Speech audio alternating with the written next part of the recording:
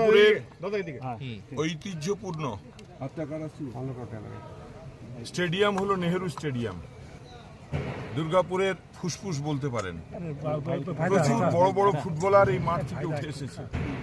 যারা রঞ্জি খেলেছেন, এখানেও রঞ্জির খেলা হয়েছে, সেলের খেলা হয়। যারা ইন্টারন্যাশনাল ক্রিকেটার তারা এই মাঠে এসে খেলেছেন।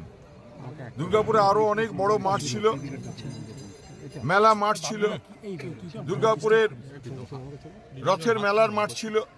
এই মাঠগুলোতে নিশ্চয়ই প্রধানমন্ত্রী সভা করা যেত, কিন্তু যেভাবে সবুজকে ধ্বংস করে, যেভাবে এই মাঠের খেলাধুলার ভবিষ্যৎকে ধ্বংস করে, যেভাবে এই মাঠে প্রধানমন্ত্রী সভা হলো, এবং এই সভার পরে এই আমাদের প্রতিবাদের পর যদি এদের ঘুম ভাঙে, এই মাঠকে আবার নিজের অবস্থায় ফিরিয়ে আনতে হবে, নাহলে আরো বড় আন্দোলন হবে।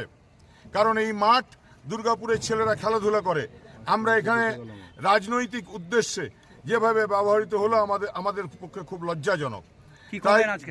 তাই আজকে মাঠের যা অবস্থা, চারিদিকে কাদায় থই থই করছে, ঘাস কোথায় চলে গেল, এত সুন্দর মাঠ সব নষ্ট হয়ে গেল। তাই আমরা প্রতীকীভাবে প্রতিবাদ জানালাম, এই মাঠে যে কাদা হয়ে গেছে সেখানে ধান পুঁতে দিয়ে।